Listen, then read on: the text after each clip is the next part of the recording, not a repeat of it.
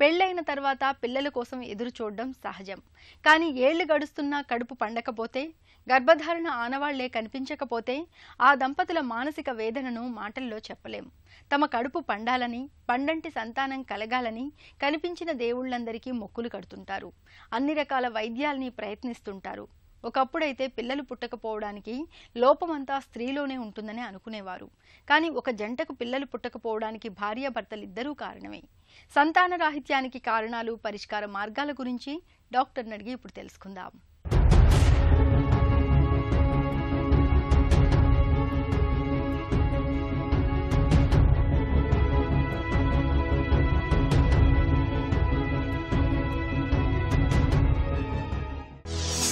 ఒక జంటలో పిల్లలు పుట్టకపోవడానికి వెనక కారణాలేంటి?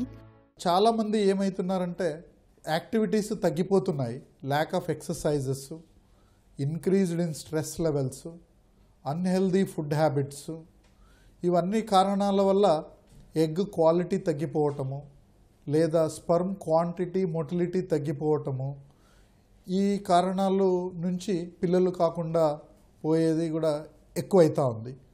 మన ఓల్డర్ జనరేషన్ మార్నింగ్ 5 కల్లా లేచి రెడీ అయ్యి పొలాలకు వెళ్ళి పనులు చేసుకొని యాక్టివ్గా ఉండటం వల్ల డయాబెటీసు, షుగరు ఇలాంటి కాయిలలు కూడా చాలా తక్కువగా ఉండేది.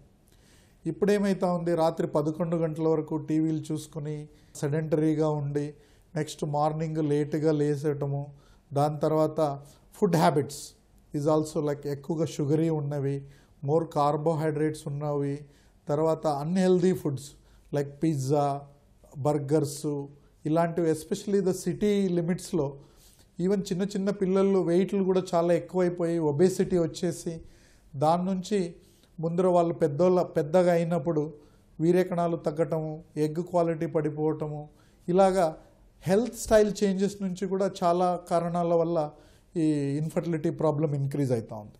విలేజ్ సైడ్ పెస్టిసైడ్స్, ఫర్టిలైజర్స్ చాలా ఇంక్రీజ్ అయిపోతున్నాయి. దీని నుంచి ఇన్ఫర్టిలిటీ ప్రాబ్లము చాలా ఎక్కువగా జరుగుతూ ఉందన్నమాట. సంతాన రాహిత్యమని ఎప్పుడు చెబుతారు? ఇంతకు ముందర పెళ్ళిళ్ళు చాలా త్వరగా అయ్యేవి, లైక్ 18 సంవత్సరాలు 20 సంవత్సరాల కల్లా పెళ్ళి అయ్యి first child would have been there by 20-21 లోపల ఫస్ట్ చైల్డ్ అయ్యేది. సో మామూలుగా బయాలజికల్ ఋతుచక్ర ఇవన్నీ పట్టుకుంటే కదా 18 to 25 is the very typical age పిల్లలు అయ్యేకి. ఇప్పుడు ఏమవుతా ఉంది, by the time the degree complete అయ్యే లోపల 21, దాని తర్వాత పోస్ట్ గ్రాడ్యుయేట్ అయ్యే లోపల 23, 25, పెళ్ళి అయ్యే లోపల 28 సంవత్సరాలు, తర్వాత ఒక 2-3 ఇయర్స్ మనము కొంచెం సెటిల్ అవుదాము, జాబు సెక్యూరిటీసు అయ్యే లోపల 30-32, అప్పుడు పిల్లలకి ప్లాన్ చేసేకి స్టార్ట్ చేస్తారనమాట. దాని నుంచి ఏమవుతుంది, అంత లోపల లేడీస్ది ఎగ్ క్వాలిటీ పడి ఉంటుంది, లేదా స్పర్మ్ క్వాలిటీస్ తగ్గింటాయి, దాని నుంచి ఇన్ఫర్టిలిటీ కేసెస్ ఇంక్రీజ్ అవుతున్నాయి అన్నమాట. సంతానలేమికి భర్తలో కనిపించే కారణాలేంటి? కామన్ ప్రాబ్లమ్స్ వచ్చేది ఏంటంటే ఒక్కొక్కసారి వ్యారికోసీల్ అని చెప్తారనమాట. అంటే ఇప్పుడు వెయిన్స్, బీజమ్స్ చుట్టూరా ఉండే వెయిన్స్ చాలా లావ్ అయ్యి టెంపరేచర్ ఎక్కువయ్యి దాని నుంచి వీర్యకణాలు పడిపోయాయి అనేది. ఎప్పుడు తక్కువ వీర్యకణాలు ఉన్న వాళ్ళకి, వీర్యకణాలు మొటిలిటీ తక్కువ ఉన్న వాళ్ళకి, అలాంటి వాళ్ళు వీర్యకణాలు మంచిగా ఉన్నది వీర్యకణాలని 1-2 సరిగ్గా ఉన్నవి తీసుకొని ఎగ్ లోపలికి డైరెక్ట్గా ఇంజెక్షన్ చేసి భ్రూణం తయారు చేసి లోపల పెడుతున్నాం అన్నమాట. అది మీ స్పర్మే, మీ వైఫ్ ఎగ్ నుంచినే తయారైన భ్రూణం ఉంటుంది అన్నమాట. సో ఇలాంటి ట్రీట్మెంట్ ఆప్షన్ ఉండటం వల్ల ఫస్ట్ థింగ్ మెయిల్స్ ప్రాబ్లం ఉన్న వాళ్ళు చేయాల్సింది ఒకటంటే you have to seek help early. ఇంకొకటి ఏంటంటే ల్యాప్టాప్ వాడటము అండ్ మొబైల్ ఫోన్స్ ఎక్కువగా వాడటం.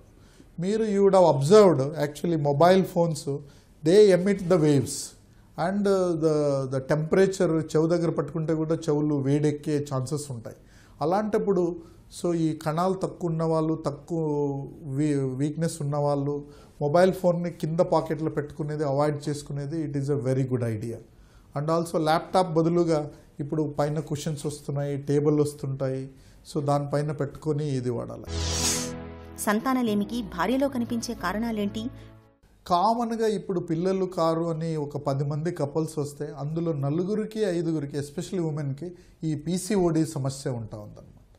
అంటే ఇంగ్లీష్లో పాలిసిస్టిక్ ఓవేరియన్ డిసీజ్ అంటాము, ఇంకా తెలుగులో కామన్ లాంగ్వేజ్లో నీటి బురగలు అంటున్నారు.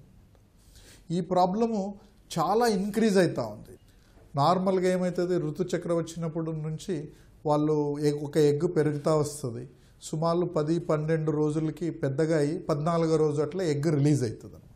ఒకసారి ఎగ్ రిలీజ్ అయితే అప్పుడు వాళ్ళ హస్బెండ్తో కలుసుకుంటే ఐదర్ ప్రెగ్నెన్సీ వస్తుంది లేదా ఇంకా 14 రోజులకి పీరియడ్ వస్తుంది అనమాట. ఈ పీసీఓడి ఉన్న వాళ్ళకి టిపికల్గా ఏం జరుగుతుందంటే ఎగ్ కొంచెం వరకే పెరిగి 6 to 8 millimeters వరకు పెరిగి ఆగిపోతుంది. దీని నుంచి ఏమవుతుందంటే ఎగ్ పెద్దగా పెరిగి రిలీజ్ కాదు. చిన్నగా ఉండటం వల్ల ఆ ఎగ్ రిలీజ్ కాకుండా ఉండే ఈ ఫాలికల్స్ లోపల సిస్ట్ లాగా అక్యుములేట్ అవుతాయి. దాన్నే పీసీఓడి అంటాం. ఉమెన్ పుట్టినప్పుడే కొన్ని ఎగ్స్తో పుడతారు, కొందరు తక్కువ ఎగ్స్తో పుడతారు. దాని కారణాల వల్ల ఏమవుతుందంటే ఏజ్కి ముందరే లైక్ 25-30 ఉన్నప్పుడే ఎగ్స్ అయిపోతాయి. అంటే మెనోపాజ్ చాలా అర్లీగా వచ్చేస్తుంది అనమాట. ఇప్పుడు ఎగ్ లేదంటే వాళ్ళకి పీరియడ్ రాదు, పిల్లలు కారు. కొన్ని సెక్షువల్ ట్రాన్స్మిటెడ్ డిసీజెస్ వల్ల లేదా ట్యూబర్క్లోసిస్ వల్ల దీనివల్ల ట్యూబ్స్ బ్లాక్ అయ్యి ఒకవేళ ఓపెన్ ఉన్నా కూడా లైనింగ్ డ్యామేజ్ అయి ఉంటుంది అన్నమాట. దానివల్ల ప్రెగ్నెన్సీ రాదు. ఒక్కొక్కసారి వస్తే కూడా ప్రెగ్నెన్సీ ట్యూబ్లో వచ్చి డేంజర్ అయ్యి రప్చర్ అయ్యే ఛాన్సెస్ ఉంటుంది అన్నమాట. ఒక్కొక్కసారి మెన్సెస్ రివర్స్గా వెళ్తుంది అనమాట ఉమెన్కి. Instead of coming down it will go reverse. అక్కడ వెళ్ళి ఎండోమెట్రియోసిస్ లాగా డిపాజిట్ అవుతాయి అన్నమాట. ఈ ఎండోమెట్రియోసిస్ కండిషన్ ఉన్న వాళ్ళకి విపరీతంగా పీరియడ్ పెయిన్ వచ్చి దాని నుంచి పిల్లలు కాకుండా పోతారనమాట. సంతాన రాహిత్యానికి చికిత్సలు ఎలా ఉంటాయి? ఫస్ట్ థింగ్ వచ్చి లైఫ్ స్టైల్ మాడిఫికేషన్స్. లైక్ నేను ఇంతకు ముందు చెప్పాను, పీసీఓడి ఉన్న వాళ్ళు వెయిట్ ఎక్కువ ఉంటుంది, అది ఇది అన్నవాళ్ళు. ఫస్ట్ వెయిట్ ఎలా తగ్గియాలి అనే దానికి ఏం హెల్ప్ తీసుకోవాలి అనేది. Carbohydrates is the one thing which increases the weight. So మనం కార్బోహైడ్రేట్స్ని తగ్గించి ప్రోటీన్స్ని ఇంక్రీజ్ చేసి కొంచెం ఎక్సర్సైజు మెడికేషన్స్ వాడటం వల్ల వాళ్ళు వెయిట్ తగ్గితే దాని నుంచి ఎగ్ రిలీజ్ అయ్యి ప్రెగ్నెన్సీ వచ్చే ఛాన్స్ ఉంటుంది.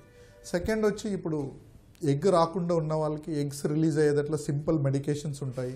దాన్ని చూసి స్కాన్ వల్ల చూసి ఎగ్ ఎప్పుడు రిలీజ్ అవుతుందో చూసుకుని టైమ్డ్ ఇంటర్ కోర్స్ అనేసి కరెక్ట్ ఆ టైంకి హస్బెండ్తో కలుసుకుని నిలబడుతుందా అని ట్రై చేయొచ్చు అనమాట.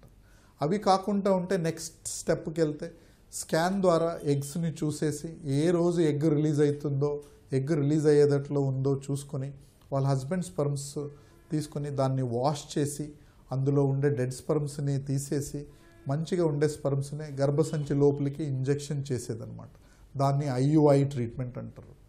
లాస్ట్ స్టెప్ లాగా which is more effective and highly effective ఉండే treatment like IVF and ICSI ట్రీట్మెంట్కి వెళ్తామన్నమాట. కొందరికి వీర్య కణాలే లేదు లేదా చాలా తక్కువ ఉన్నాయి అనే వాళ్ళ కోసమని లేటెస్ట్ టెక్నాలజీ వచ్చి ICSI అనేసి ICSI ట్రీట్మెంట్ అంటాం.